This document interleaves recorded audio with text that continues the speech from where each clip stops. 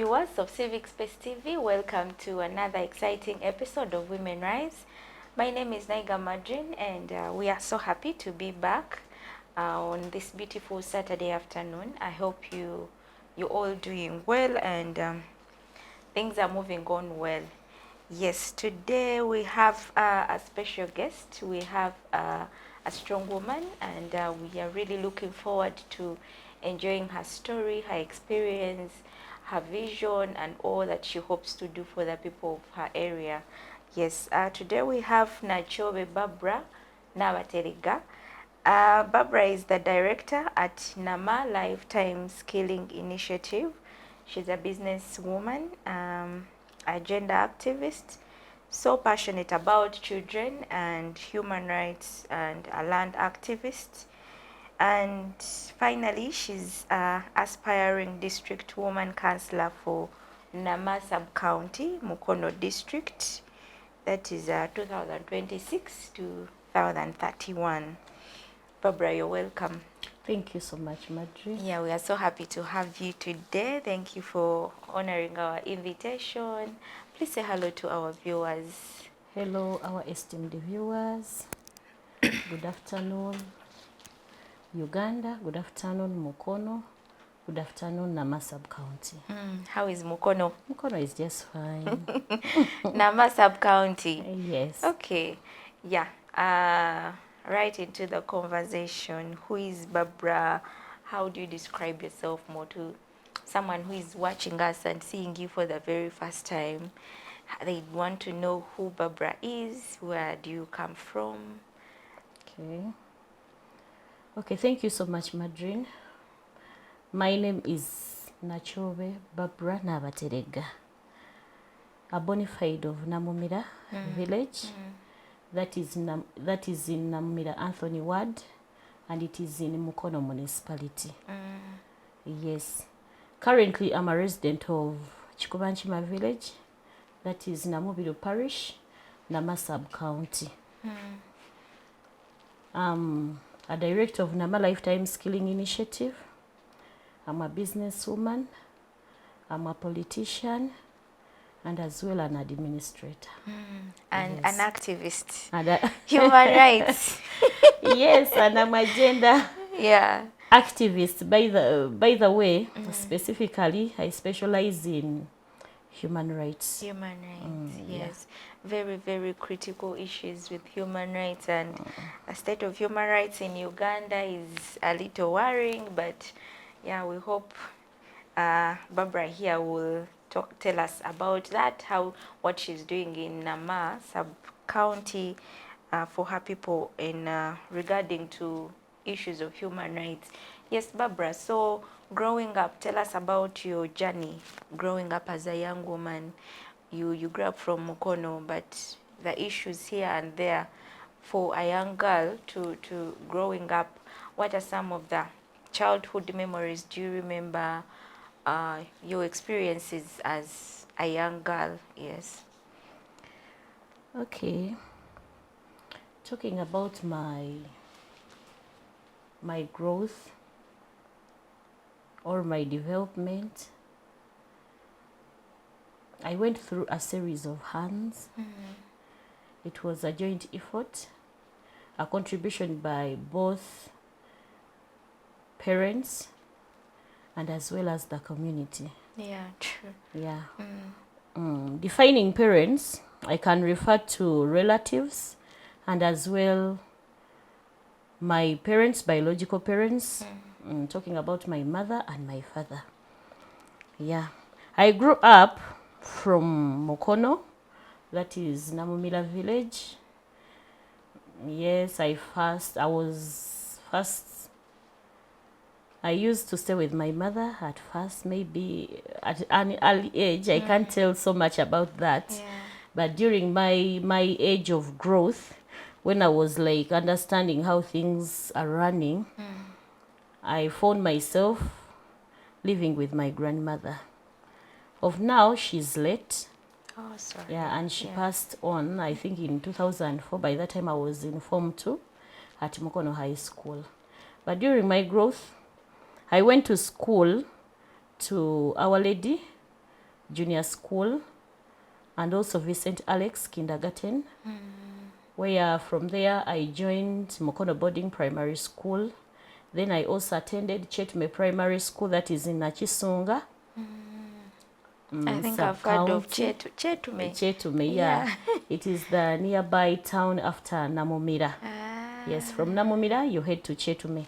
Then that is, Namomira is I think it is the ending village of Mukono municipality. Then after crossing the railway, that is where you head to the nearest town, that is Chetume. Then the primary school is there, Chetume Primary School. Then from there, I also joined Bishop Central Primary School, and that is from where I sat my primary living examinations. That was, I think, in 2002. Then from there, I joined Namakwa Senior Secondary School for my Form 1. Then from Namakwa Senior Secondary School, I went to Form 2. I joined Mukono High School, and that is where I managed to sit for my UCE examinations. Yeah. Then from there, from Mukono High School, I joined Wanyange Girls Senior Secondary School. Then from Wanyange, I went to Wairaka College School. Then from Wairaka College School, I dropped out of school. Yes, then I sat my USCE from St. John's Senior Secondary School, Mukono. You talk of so many schools.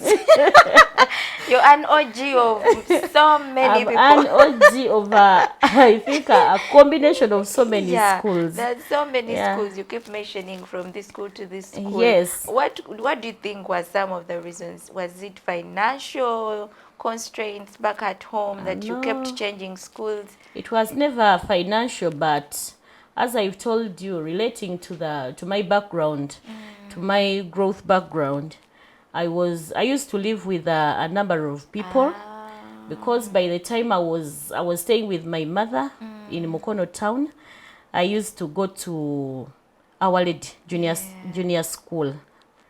Then I also went to Vincent Alex. By that time, kindergarten time, I was with my mother. Then reaching around P1, primary 1, then my mother was going to Nairobi. I had to go to my what? To my grandmother's place. That is in Namira village. Yeah. So I had to change school. Definitely to change to my primary school, because it was the nearby UPE school by that time. I had to attend to my primary school. Then when she was back, I had to go back. Back to mommy and then change the Then school. I also changed the school. Yeah, it explains it, That is the way it was. Okay, so you drop out of school before you finish. What is the story behind this? If you want to share with us, we want to know about the issues, the challenges that you faced while you were in school, and why you dropped out of school. Okay, it was a number of reasons as to why I dropped out of school. But basically, I can't say that maybe it was because of financial crisis or financial constraints. No. Yeah. I think I got some kind of disturbances. You think? Specifically, that is what I can say. Because I can't say that it was lack of school fees, because anyway, I used to study. I was a performing student, and most of the time I was having bursaries. Mukono High School, I never even paid any single coin as far as school fees was concerned. I used to perform very well, and I was always amongst the first and the second. I was a performing student. So it wasn't yes, and even fees. Secondary school, as in A level, it was the same thing. When I joined Wairaka College, I will basically talk about Wairaka College, because my stay at Wanyange Girls School, it was short. I was there for only one term for Form 5. After saying that maybe they were not concentrating so much on sciences, I had to opt for Wairaka College School. So at Wairaka College School, there I attended there for almost 1 year. Then at the end of almost finishing Form 5, that is when I got pregnant for my firstborn. Yeah. I am a mother of 3 children, as per now 2 girls and 1 boy. Yeah, ages of 15 and 13. Then the youngest is 10 years old. The boy is the youngest. Yeah. Then my firstborn, that is when I became pregnant for my firstborn child. She is a girl, Nagawa Sentongo. Issues that, you know, the Lava fair challenges went as a through, teenager. you know, disappointing family, and then you yourself. How was the experience where you were not ready to be a mother? Yeah, I And wasn't ready to be a mother at an early age. yes. And I really got challenged. You know, it was a kind of disappointment to my parents, my relatives, my teachers who had a lot of hope in me. You, yeah. Yeah, all of them. I think even some when they broke the news to the teachers, my O-level teachers, that was at Mukono High School, because I was always a darling to them. Yes, I was a darling student to most of my teachers at Mukono High School. I remember, like, you know, hearing some of the things, some of what the students could tell me. That was after them coming visiting me. Even when some good years had elapsed, they told me, most of the teachers just went crying. Miss Nambi, Mr. Nyendo had the doors, you know, and even our head teacher. All of them were too disappointed and they felt really bad. So everyone had high hopes in you. They all You had, were smart. yes, I was so yeah. smart in class. Yeah. And they were greatly disappointed. So moving on, you had your first baby, but then how do you move on? Did you even have chance of going back to school? Yeah, from there, from Wairaka College, I had to drop out of school. Then definitely the father to my unborn child was responsible enough, and he admitted that he was supposed to do what to take responsibility. Yeah, we had to stay together until when I gave birth. When the child was about 6 months, then he advised me that I go back to school. Oh. That is when he took me back to school at St. John's Senior Secondary School to do my A-level. Yes. Wow, that's encouraging, him taking you back to school. But then I'm looking at you as a young girl and you're entering marriage. You know, these days we still have child marriages. And Yes. there are so many issues that rise up with these.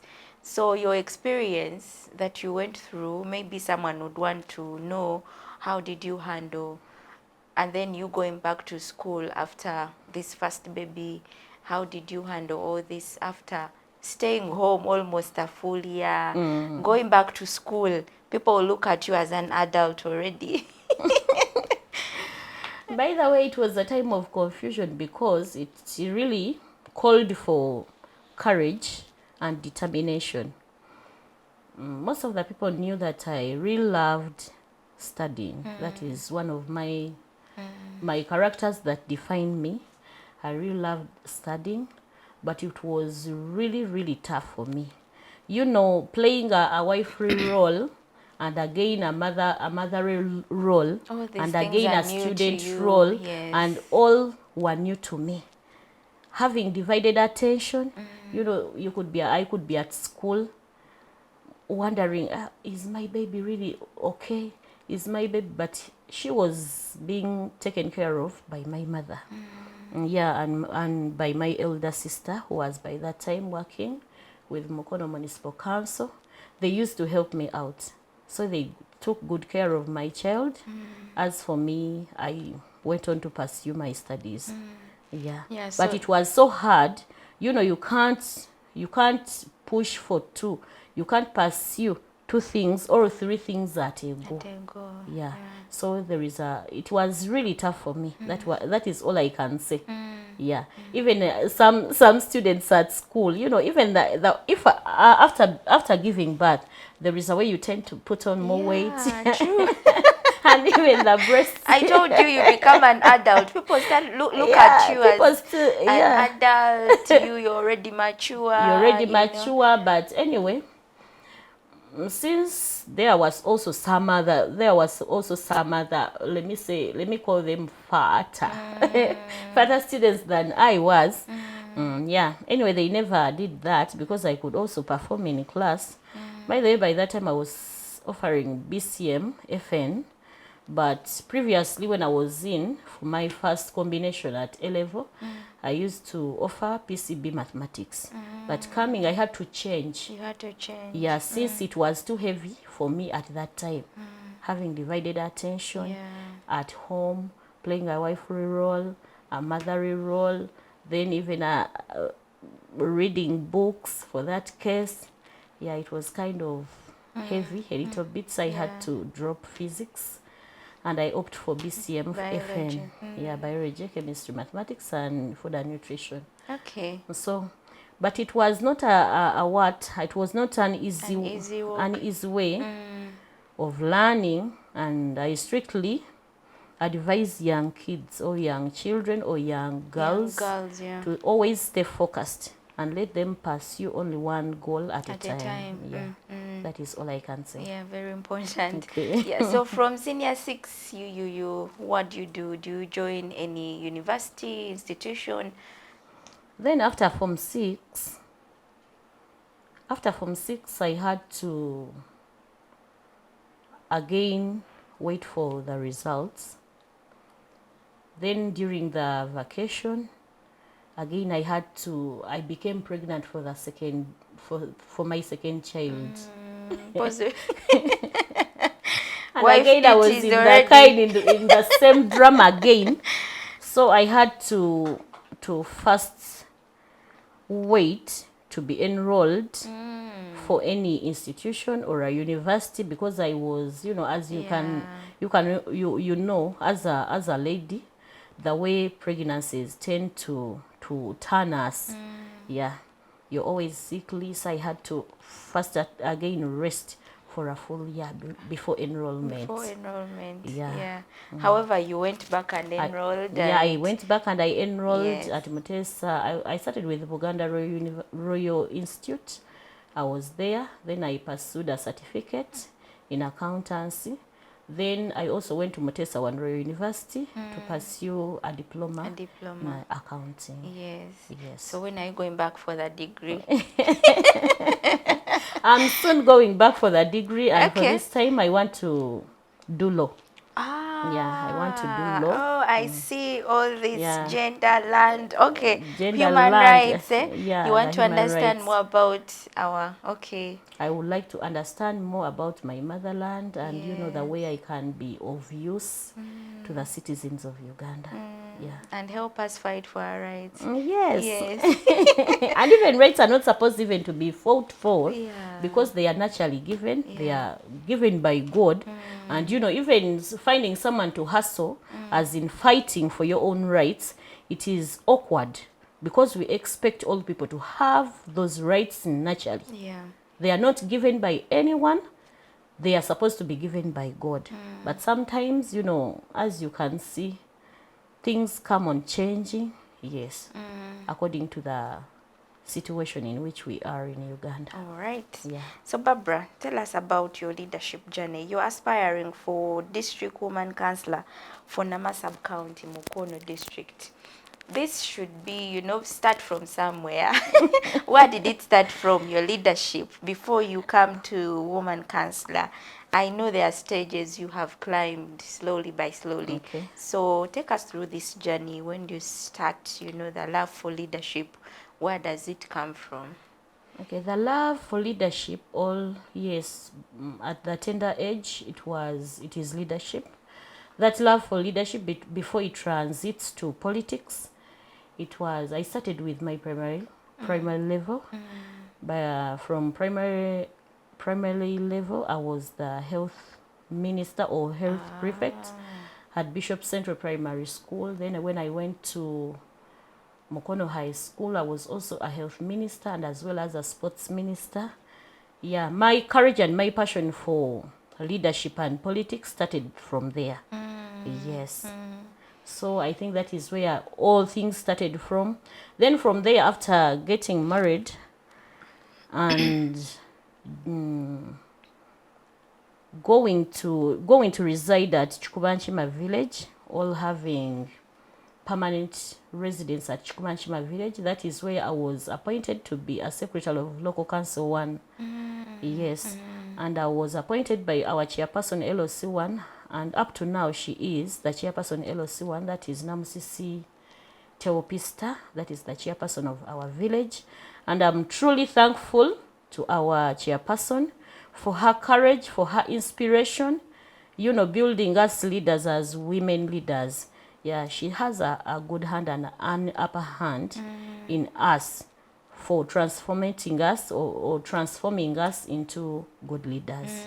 Yes, I started from LOC1. Then from there, I was also appointed at Local Council 2 to be the secretary LOC2. So from there, that is when I learned, since Local Council 2, it is basically dealing with the land. So that is where I also the passion that passion for land activism. For land activism. I think that is where it was developed in me. Yeah. And you talked about someone, you know, encouraging you as women into these leadership spaces. Yeah. Why do you think, from the positions you've been holding, why do you think you want to come for woman councillor, district woman councillor?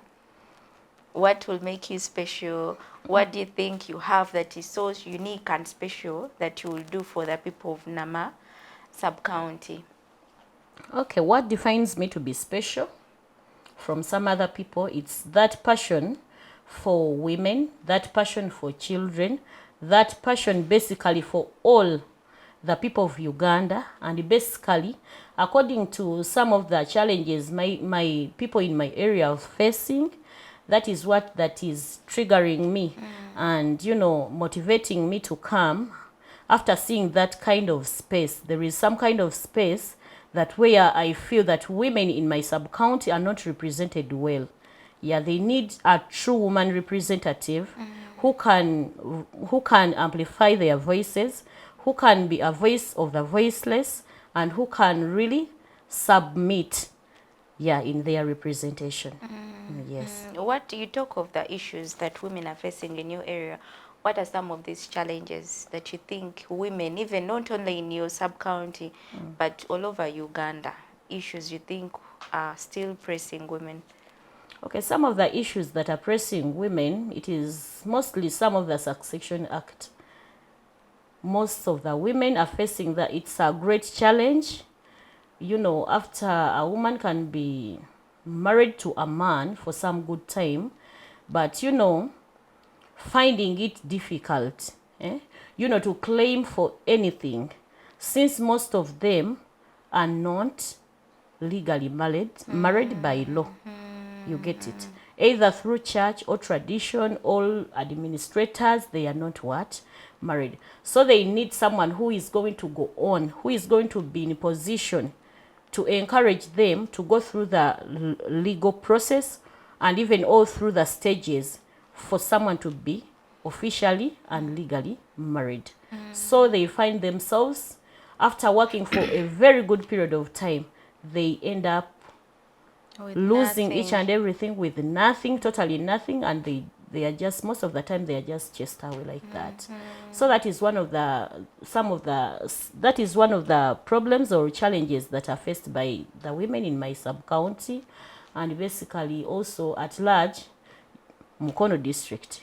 So I would like to be, at least to try, since I'll be their leader, I think I can be having a good platform to create awareness and sensitization through other women.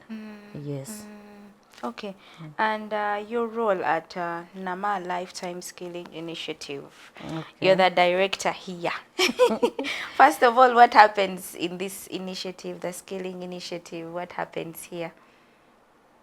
I got that courage, you know, to start skilling my fellow women. Basically, I started with women, and I told you I'm gender-based. So passionate, I'm passionate about gender and basically women.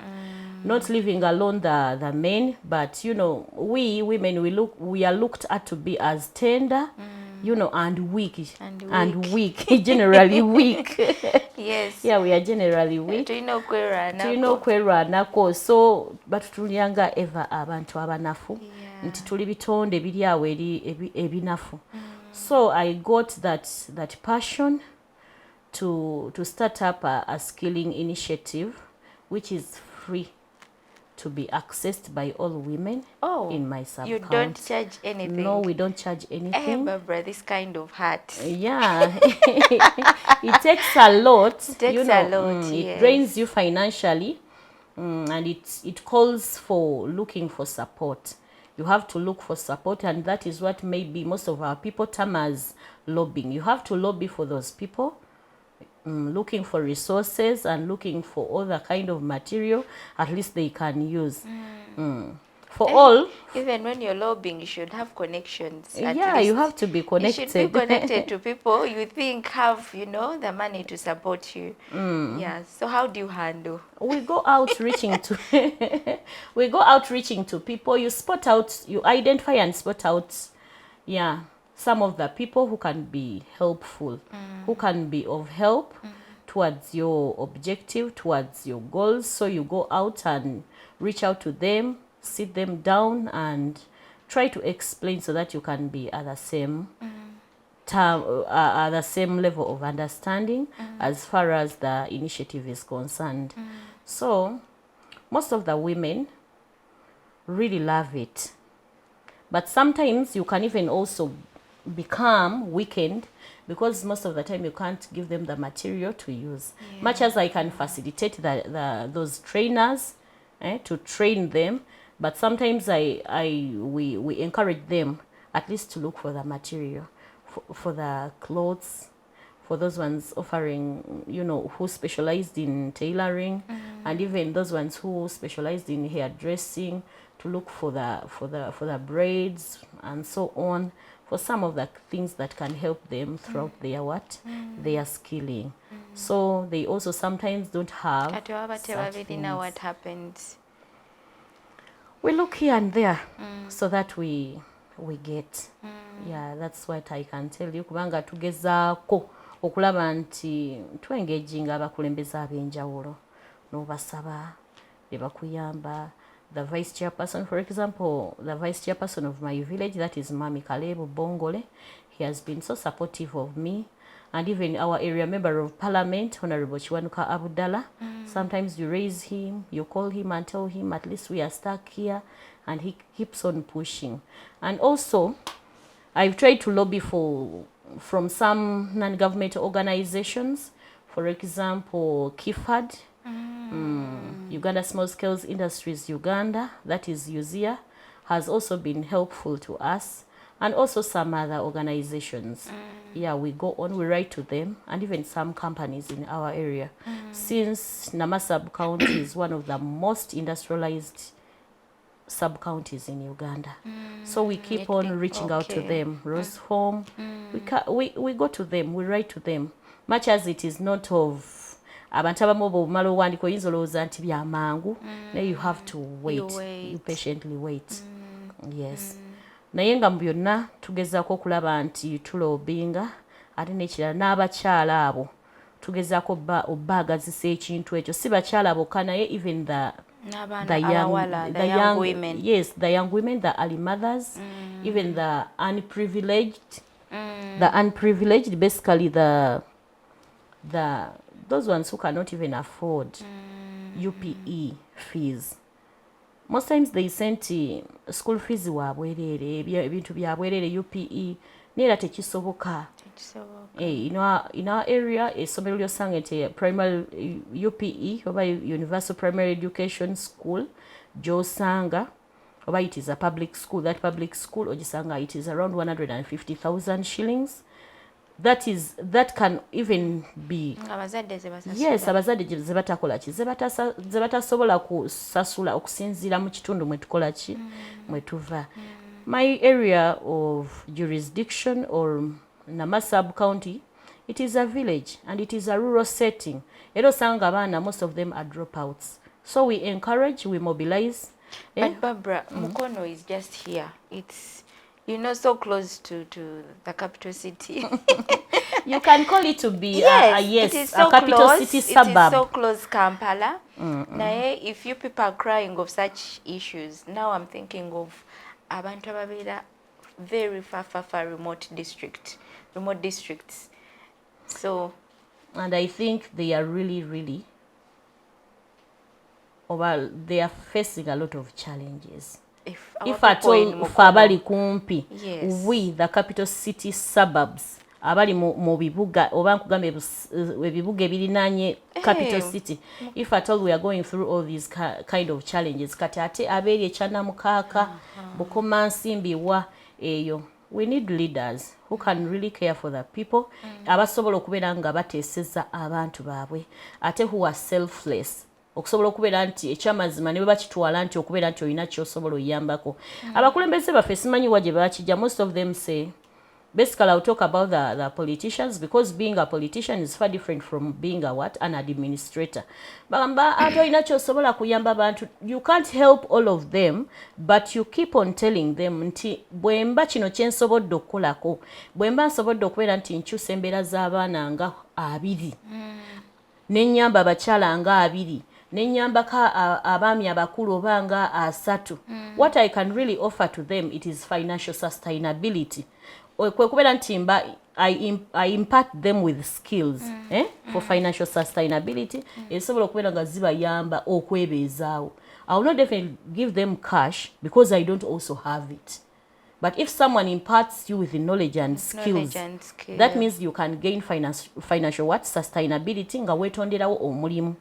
Bw'obeera ng'oweetondeddewooko omulimu ogw'okubeera nti weeyimirizaawo, kikwanguyira. Nze nsuubira nga nange bwe nkikoze era kye mbasomesa kyekyo nti naawe lwana nnyo osobole okubeerako ng'olinako abalala b'okola ki?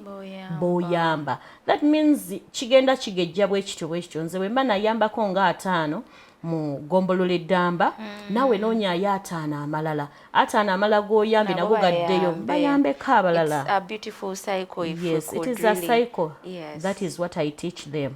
That is what we mentor in them. Kyetugezaako obakola ki? I think that is what they call true patriotism.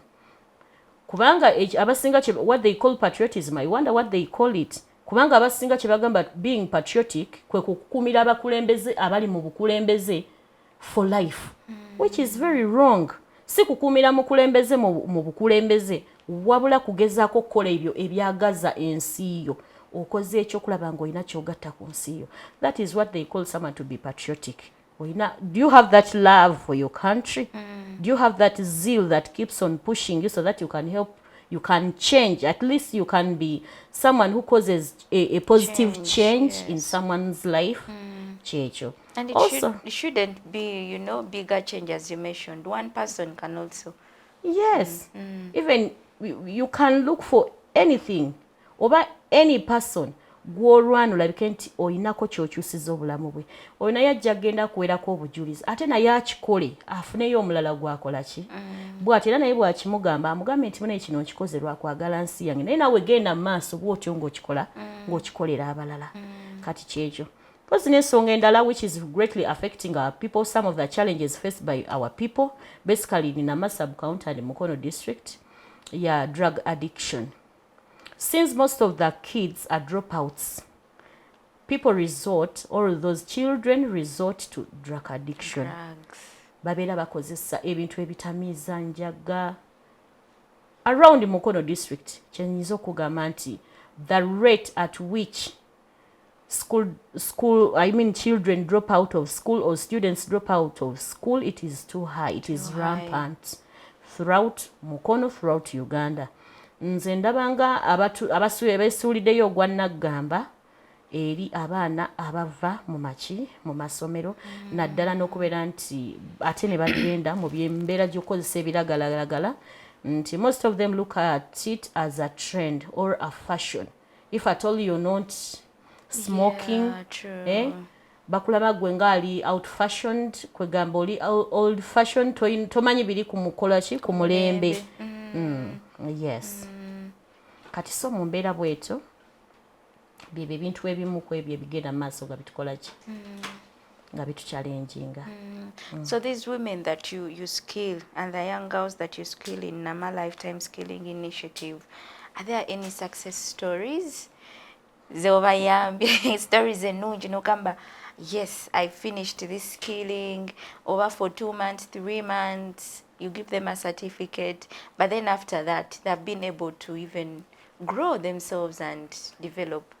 Yes, the batch of students or trainees we started with, I think the lots are 2 now.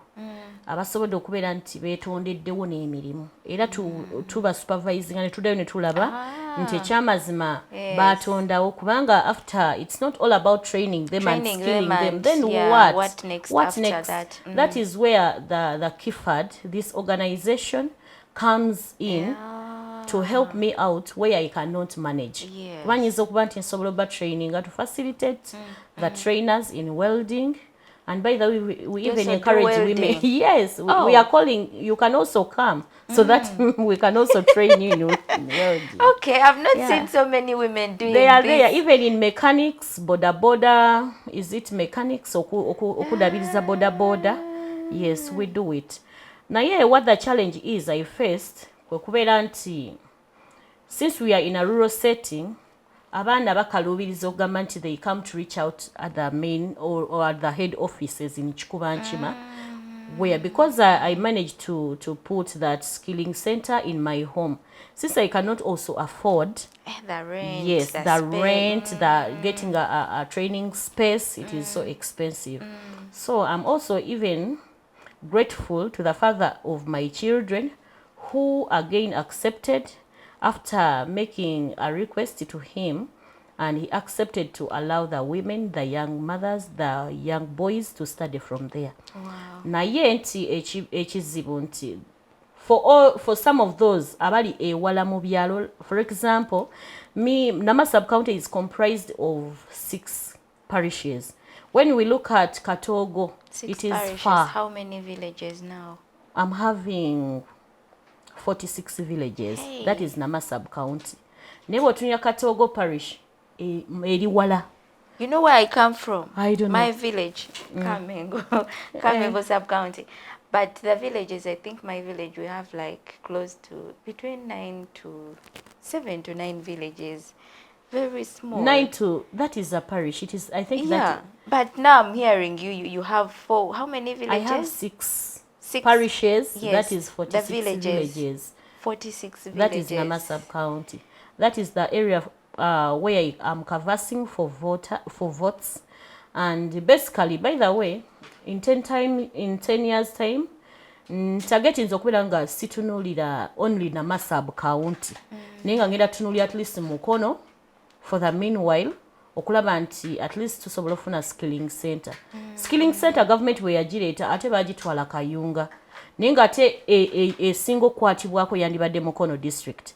Imagine bava Nama sub-county ne bagenda paka wa Kayunga. Era nyongera okubeera nga nsaba government batunulire nnyo Mukono district, at least in specific Nama sub-county. We really have a lot of land there. Basobolokera ku macha ne batuzimbirako vocational training institute okulaba nti tuyamba kubaki ku baana. Nama sub-county emiruka egyo 6 bwe tulina Mawojjolo, it is far. So I keep on moving. It is easy to move one facilitator or one trainer to reach out to those people, to go and train those people from the different parishes, other than making students or trainees to come from those far parishes. Kati kintwalira obuvunanyizibwa nti I go on spotting and identifying those capable people and even lobbying for spaces where I can train those people from there. Naye nga tebatambudde ngendo ki empanvu. N'otuuka wali ekifo n'obasaba. You incur all the kind of expenses, for example, utility bills, for hairdressing, even welding. N'ogamba nti kati abaana bano kabasomere mu kifo bwe kiti. N'osobola okubeera nti bakola ki bayigirawo. Other than trekking up to Chikubanchima na Mubiru parish. Distance ebeera mpanvu esobola okubeera ng'ebalemesa bonna okukola ki. Yes. Naye ate era n'ekira ne material ono abanafuyamu okubeera nti tebasobola kukola ki. Kusoma bulungi. Oluusi babeera tebamulina ng'ate nange sikoze eki sirina.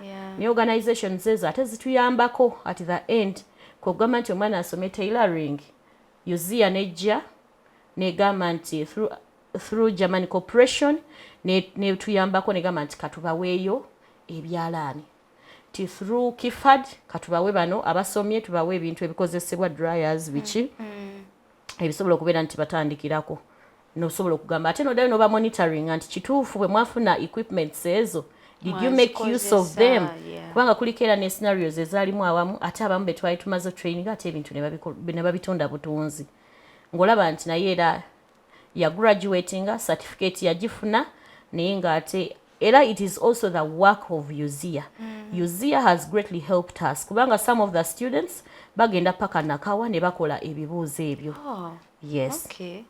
That is beautiful. So someone who is watching us and wants to know what is your future plan for Nama Lifetime Skilling Initiative, like between 2 to 3 years, 1 to 5 years. 1 to 5 years. Your plan and how can also people, which people might be there.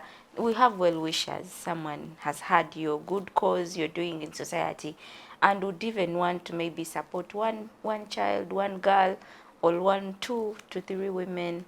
Yes, what are your plans, and then how can people reach you to be of help? Okay. To be of help, as in omutyeyi nali eyo ng'awulidde oba ng'alabye through this civic space okugamba nti ayambeko olw'okubeera nti tukyusa abantu baffe ba community yaffe naddala abo abateesobola basically the young mothers nze sisomesa abo abeesobola basobola okugenda mu matendekero agaaki naye abo abantu bolabira ddala nti beetaaga ate nga baagala omuntu yenna asobola okutuyamba enera bajeneraba mu myaka nga 5 it is acquiring my own piece of land okusobola okugula ettaka kwensobola okubeera nti nteeka vocational training institute nga ekyamazima ne machines for example you're facing a lot of challenge mu welding ne carpentry era carpentry tetunaba kubeera nti tugitondawo officially as one of the courses in skilling nti lwaki the machines are so expensive neza welding ezimu tetuzirina tulina ezo machines ezitandikirwako of which nga n'abakyala abamu abali mu welding we just pull the resources netugamba nti katwetaaga welding machine netupulinga resources like 1M netugula welding machine netupulinga resources netugula grinder mitwalo like 600,000 naye nga tewaliyo ezisingako ezikola obulungi kati so oyo yenayina yandiyagadde okubeera nti atuyambako he or she can contact me nabeera nti atuyambako okubeera nti twongera okuyamba ku bantu baffe naye nga that is one of my goals okugamba nti mu myaka nga5 ntunuulidde ki okulaba nti first of all I acquire a space land okulaba nti where esobola okwaccommodatinga abantu abona kubanga ne wendi nawo wafunda it is 50 by 100 ate nga kuliko amaka You also have your children. Yes, I also have children. Era nga nabo bambi nyongera okubeera nga bebaza family yonna n'abaana okubeera nti nabo bakkiriza abantu ba community okubeera nga bakitundu kufe nga family. Yeah, that is all I can say. Okay, in your leadership journey, where you started from, the small positions you started with, secretary, what are some of the issues byolabanga bikunyigiriza gwe ng'omukulembeze mu kitundu kyo okuweereza abantu? You as a person. As a person, ebintu ebimu kubisinza okubeera nga binyigirizaamu. Kuliko ensonga zibaleetanga kwerosinga zikwatagana ku maka. Nejjukira nti sogedde nnyo ku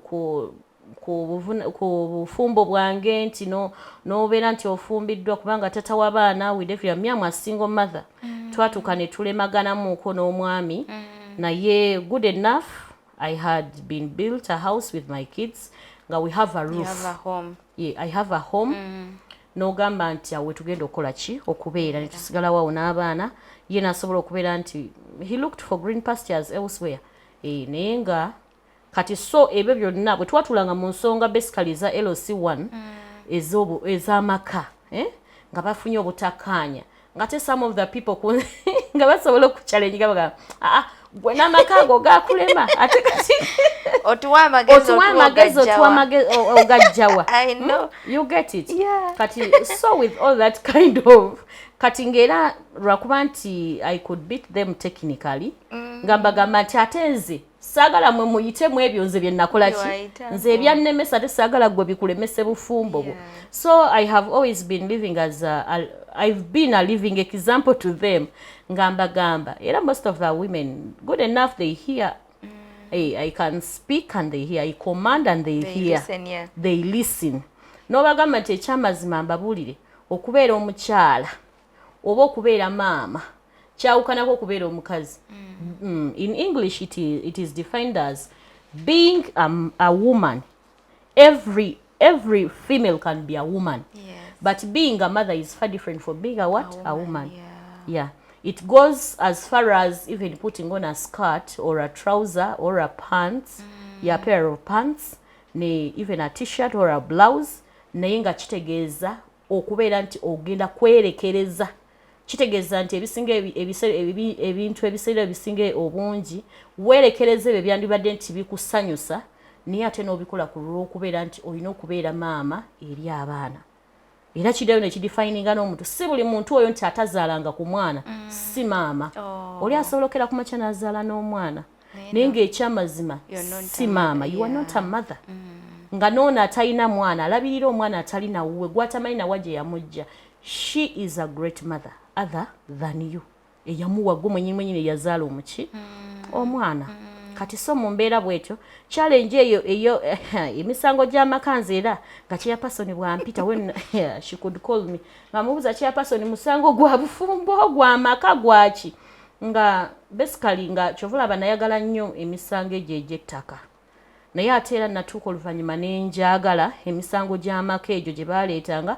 People could come and confide in me ne bakubuuza naye gwe bannaye Barbara okikola otya n'obeera wano ne mbagamba I had to sacrifice all my happiness for the sake of my children. Ne bagamba banaye si byangu osobola okera ku makya n'ogamba nti let me leave the kids so that I can settle with some other man or get married to some other person. Naye ate obulamu bw'abaana bonna ne bukola ki ne bufa ne bubeera ng'ekyamazima bufudde kubanga weetunuulidde ggwe ng'omuntu omu naye ng'ate oleka obulamu bw'abaana basatu emabega b'otamanyi bagenda kukula batya. Kati songo oteekwa okubeera ng'oyimirirawo nnyo ekifaananyi kya maama oyo ebiseera ebisinga abaana abo baleme kwevuma gye bukola ki gye bujja. Now I'm thinking, you know, some people have raised issues. You're not married. How can you lead us? Hey, basically, so, by the way, people attach such statuses to, you know, someone's ability and capability. I've been challenging them. There is even a point where I reached one day. That was not my first time aspiring. I once aspired as a woman councillor for Namira Anthony Ward because those people in my village were calling for me. They were telling me, you come and at least represent us as a what? A woman councillor. But unfortunately, I never went through.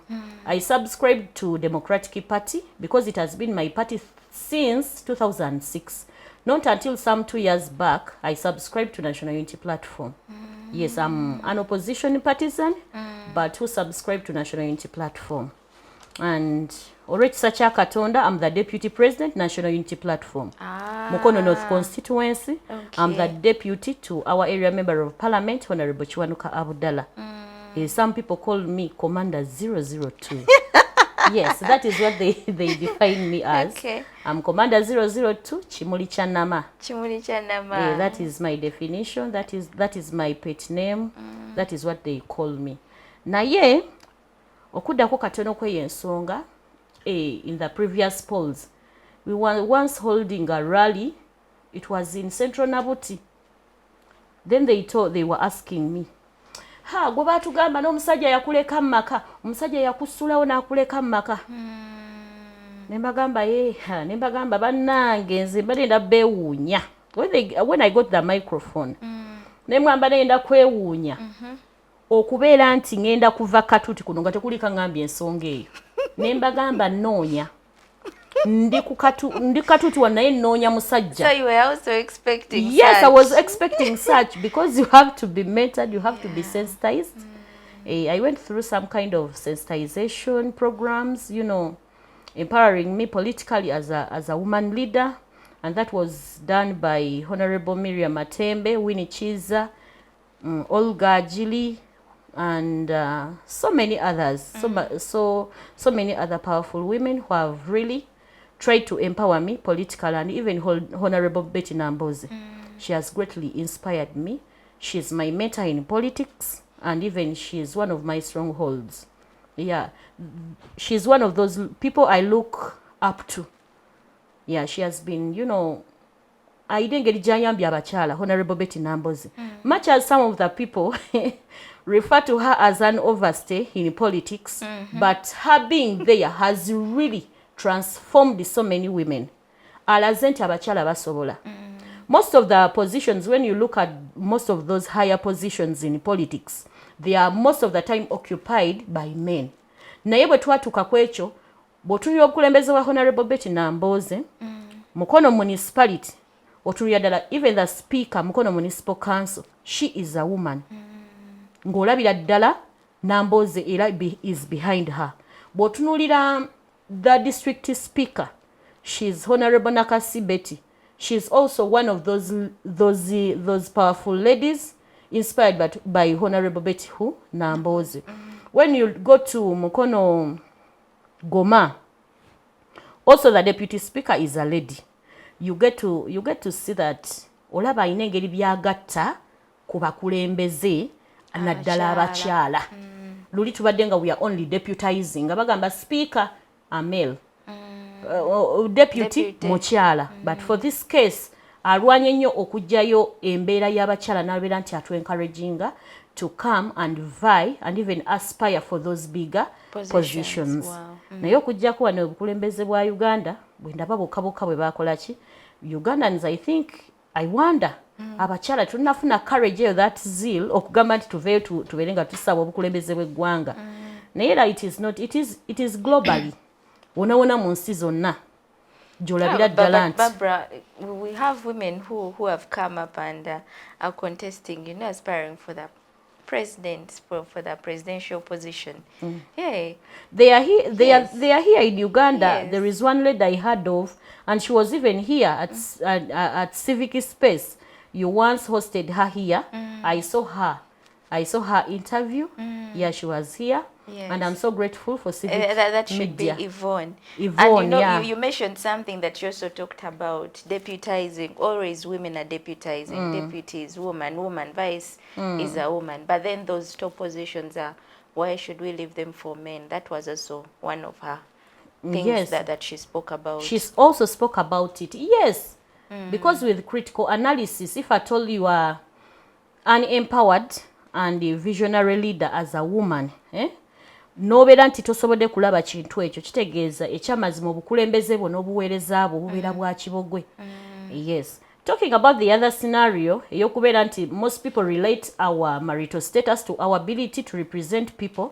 You look at my ability to deliver. Yeah. Look at my ability to represent my people, but not relating my marital status, yes, to my ability into politics. Because what really matters is, even though you are married, there is no time or a moment that your husband will ever represent the people of your area of jurisdiction in the council or in the parliament. It is maybe an additive on some of the qualifications of a good leader, but really it doesn't define you to be a good leader. If at all, even some of the professional ethics of being a politician or a good leader that you don't have. Yeah. So, okugamba nti oli mufumbo ba toli mufumbo, ekyamazima kikwongerako katono, okugamba nti you can really represent your people, naye teri mwami wo n'olunaku lw'olumu lwagenda genda mu council achiikeyo abagenda my wife is sick, so I have come to represent yes. No, you can't represent. It's still you, it is. Era bwe nayimira katuuti ne mbagamba nti in the previous post, that was in 2021, ne mbadde neewunyiza okubeera nti abantu b'e Nabuti mugenda kuvaawo nga temubimbuuzizza ebyo, kubanga ekyamazima noonya era genda bani abasajja abali wano nga genda wali ku ssaawa emukono nsimbe line abagenda okumsimbako emabega. All of them just put up their hands and even abantu ne bakuba enduulu. Why? Neya chimbuze ekibuuzo yabula yakwata muli tetsaddamu mulaba. Nagenda omunoonya taata nkuzeemu ekibuuzo kyo nga talabika. By the way, maybe they thought it would put you down. It can't put things me that down. Put you down, but those are some of the things that can never put me down. Because even marriage, it is a stage in life. You can either choose to go through it or not, and you have to go through marriage when you are prepared. Kiringa omwana okubeera nti tanafumbirwa nga ku lujja bamugamba genda ofumbirwe, lwaki tofumbirwa, kyanagwa okuze. You get it? Osanga abeera alina byalaba nga tanaba kweteekateeka bulungi. Yes. Kati so embeera y'ebyo nze era nabagamba nti abantu bonna ab'emukono, abasajja bonna ab'eggombolola lyange ery'Ennama, Mukono district, Uganda yonna nabawawaabira omusango mu kooti. Naye nga lawyer wange ndowooza agenda kuba Mayor Erias Rukago ne Mulima Mayuni, Honorable Mulima Mayuni, obanga teko ne gundi ne George Musisi yoyo lawyer wa National Unity Platform. Ngampa waabira abasajja bonna olw'okuba nti tebannabakola ki kumpasa ogwo omusango gwabwe kubanga nze omukyala siina kola ki tewasa banoonye lawyer abatuufu abasobola obawolereza. Okay, thank you so much, Barbara. Thank you, Barbara. But I think this, what Barbara is talking about, it shouldn't put you down. People are capable. Yes. No matter their status and what they are going through, as long as someone has come out, yes. They call her Chimuli Chanama. Yes. Yes, people have reasons as why they call her Chimuli Chanama. So let us support our people, and more especially women. Let us support our women. Women supporting women is very important. We should not put our fellow women down. If people like Barbara are coming up to do great things in community, it is our role to support them. If we've not come out to say or speak about something, then we should be behind those that are, speaking for us. Yes. And we are so happy, Barbara. Okay, thank you. Yes, Barbara, as we try to conclude, you're a businesswoman. How do you handle? You have a family, you have children, and then politics. All this takes a lot, needs a lot of time. You're here, you're there. How do you handle, balance your family life, your work life, your politics, and all that is around you? It is not an easy journey to accomplish each and everything. Naye era ogenda okulaba nga biddayo nga bikwetaagisa gwe mwennyini. Some of the time batugamba nti londa oyo bw'aba deputy wo bw'aba omuntu yenna, let me say an assistant who can really deliver like the way you can. Nti londa omuntu asobola okubeera nti akola, who can execute nga gwe by'osobola otuukiriza nga naye abisobola. Naye ekyamazima tekibadde kyangu. Era most of the time abantu bayinza n'okugabisa ebisinga bagamba I end up even getting loans in order to facilitate some women. It isn't something that is so simple. Lucy loans ezimu zikalubamuko ate ebya community obimanyi ne bakwogereramu obubi bannanga aluddewo okusasula, naye ng'ekyamazima you're securing such loans so that you can be of help to some women behind there. Kati se embeera eyo nebeera nti ekyo nakyo kikuyamba kikuzaamuuko emabega. Pose ate nekirala, even the businesses olaba nti most of the time the kind of sacrifice you make for the community ate nga nze sijejjusa because I'm so passionate about women and children and even youths. Okulaba nti kinsansanya okulaba nti nina kye nagatta ku muntu nabeera nga ali buki bulungi ate naye nabeera nti alina omulala gwasobodde okukola ki okuyambako. Kati so kitwala obudde bungi, you invest in a lot of time. Ebiseera ebisinga omuntu asobola n'okuba nga takiraba. Let someone to invest his or her time mu bankugambe mu bulamu bwo kiba kya muwendo nnyo. Oluusi n'omuntu akuwadde essente naye omuntu n'abeera nti akuwa obudde. Era ekyo nakyo ekyennyini kibeera nga kitukola ki? Kitukaluubiriza. Pozi ekirala era kwe kuba I relate ensonga ez'abakyala kubanga ekinkalubiriza osanga kikalubiriza abakyala bonna eyo. Lwaki I'm so sensitive about women. I want to represent our people Nama sub-county as a woman leader. Ekyo nakyo kifo ekya affirmative action ekyagamba nti ekyaleetebwawo gavumenti ogamba nti bongere okutumbula ku mbeera z'abakyala okubeera nga tweyunga mu politics. Naye nti bw'otunira abakyala abandibadde bali obulungi nabo baddayo nga bacomplaininga tebalina resources tebalina wadde security bw'ojja n'otunulira ne zino ssente za gavumenti ze babagamba okubawa simanyi grow oba grow bw'otunulira grow naye mwennyini grow oddayo nga beetaaga security omukyala talina wadde ekyapa talina wadde endagaano ne bamusaba kyapa bamusaba ndagaano okusobola okulaba ng'afuna ssente ezo. Boddayo ku PDM nazo n'olaba nti ziri selective tezibatuuseeko era newunya n'okwewunya, is it a government program, is it an NRM pushed program? Lwansonga osanga nga obukulembeze bwa NRM bwonna butuulidde oba kugambe nti programs ezo za government ate zandibadde ziri mmete okuganyula abantu bonna irrespective of your political affiliation nti nze ndi wa NUP nze ndi wa FDC nze ndi wa NRM. Government programs ezo nga zirina kuyamba bonna abaki abantu teri kugamba nti nze ndi wa kibiina gundi naye nga zaabana Uganda bonna naye chairman wa PDM alina kuba wa NRM. Ekyo kyekidefining omuntu yenna alina okubeera chairman wa PDM. Previously nalina kubeera secretary bwe twasooka Namubiru parish ne balonda kubanga I am the secretary LOC2 ne bagamba wa PDM yandibadde nti mukulembeze omu kwabo abategeera abantu. Bwe batonda nga treasurer, I was the treasurer for PDM.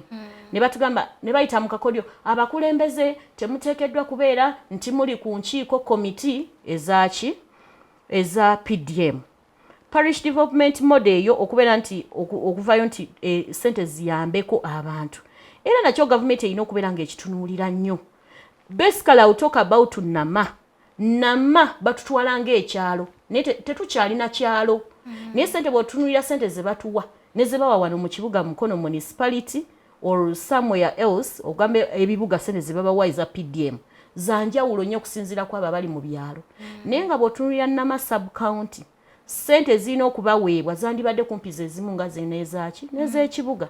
If at all bw'otunuulira ne Nama ng'eggombole likyasinze okubeera nga livaamu omusolo omungi nga mu makampani ago. Naye ne gavumenti yeesulireyo gwa naggamba okutunuulira abaana abo abavubuka abakozesebwa mu companies babasasula sente mmeka?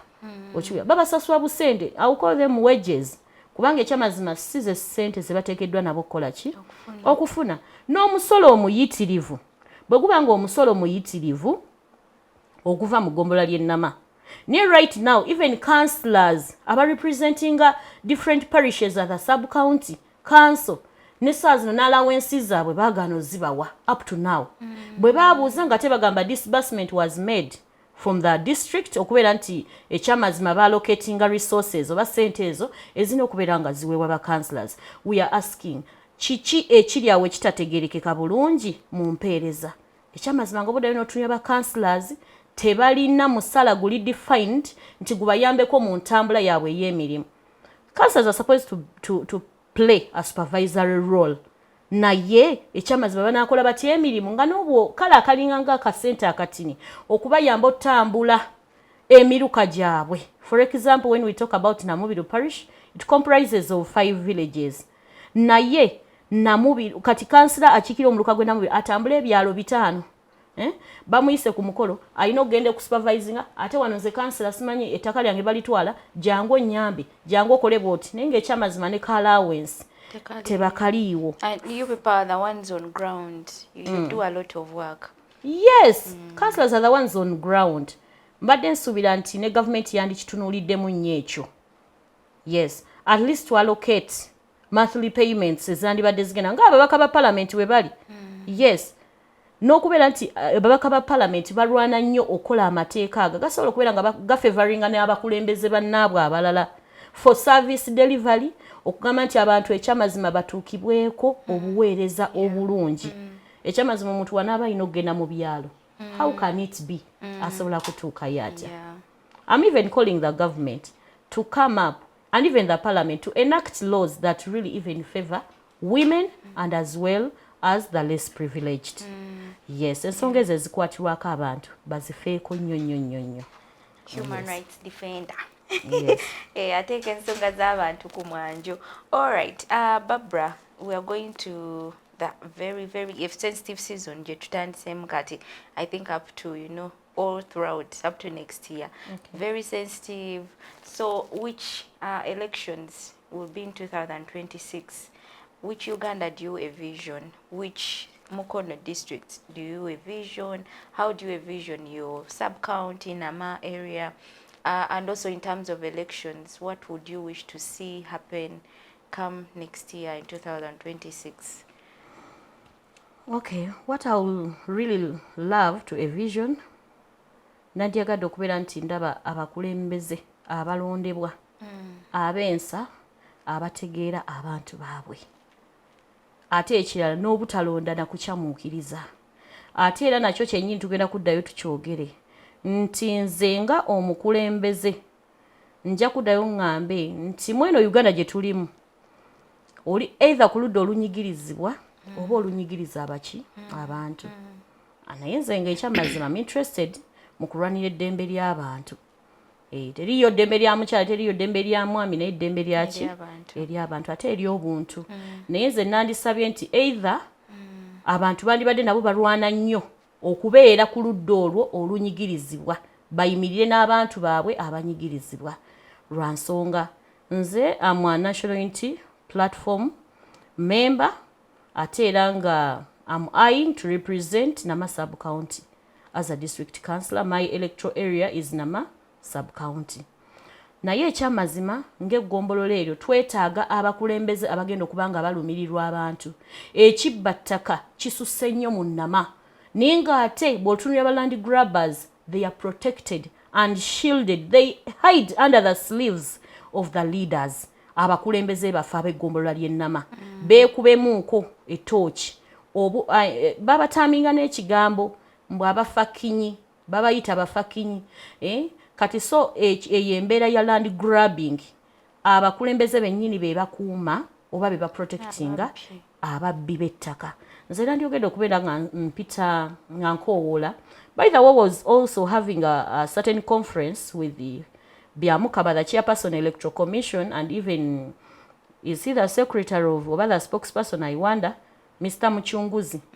Yes. Yeah. Twandyagadde okusaba ennyo mu kaseera kano ke tugendamu ak'ebyobufuzi. Ekyamazima poliisi eveeyo ekole omulimu gwayo.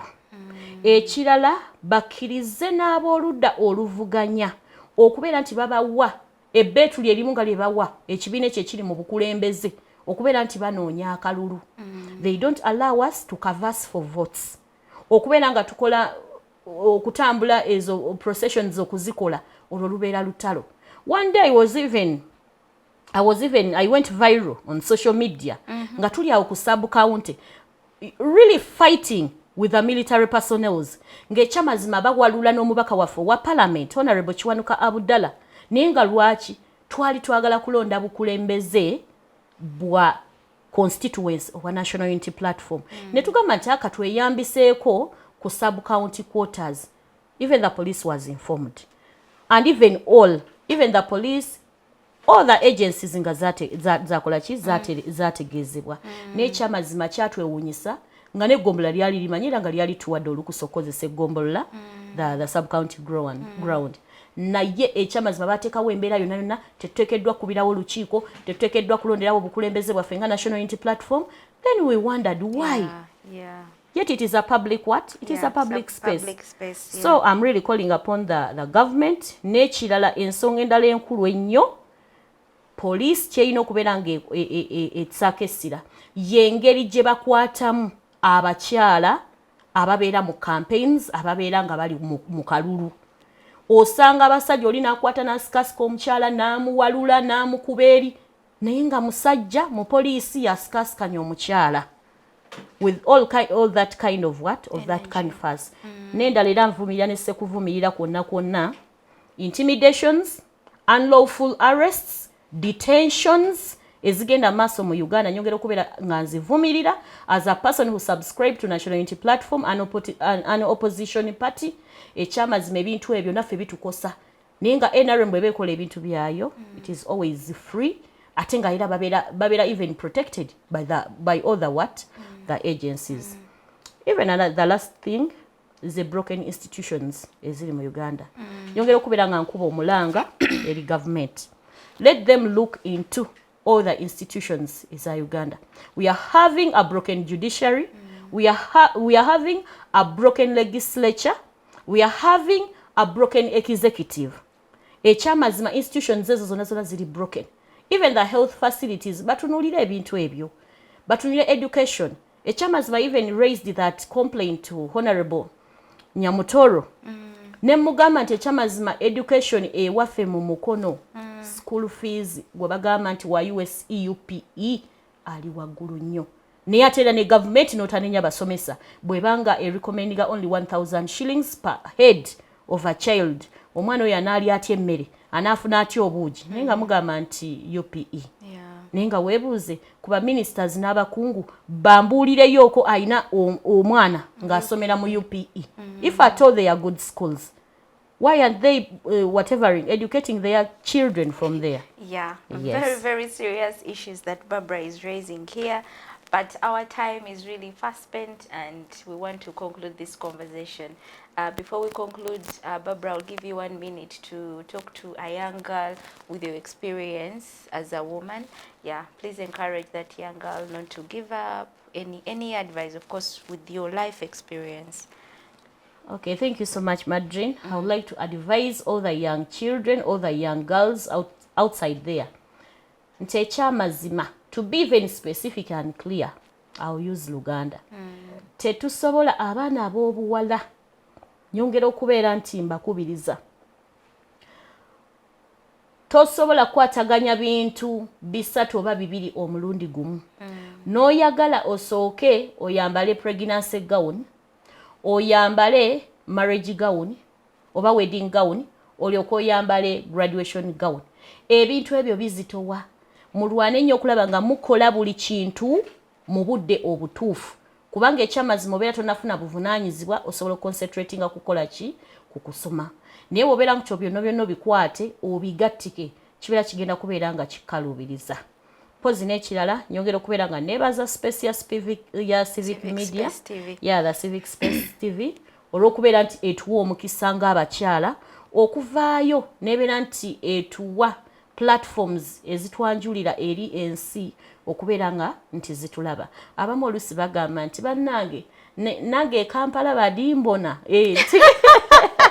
Yes, essaawa zino ndowooza Uganda bambona bona Uganda eri mukundaba. Naye nyongera okubeera nga mbeebaza. Thank you so much. It takes a lot okubeera nti mutu empoweringa ng'abakyala, giving us the space okubeera nti twanja ensonga zaffe. Naye ate era nyongera n'okubeera nga nkoowoola abatuuze bonna ab'eggombolola ly'ennama. Mbakoowoola bannange Nakyobe Barbra Nabateregga, you have to always settle for the best. Mbagamba nti Nakyobe Barbra Nabateregga omukyala asaba kikiranga kansala omukyala ku district. Ekyamazima bazze bonna balungi naye Nakyobe nze abasingako. Mulonde Kimuli kya Nnama omukyala ate Commander 002 Deputy President National Unity Platform Mukono North Constituency. Temujja kwejjusa nja kuba nga mbaweereza. Webale nnyo webalire ddala. Wow. Thank you so much, Barbara, for coming through. It has been an amazing conversation. We have learned a lot from your experience, from the work you're doing, from your leadership, struggles and journey.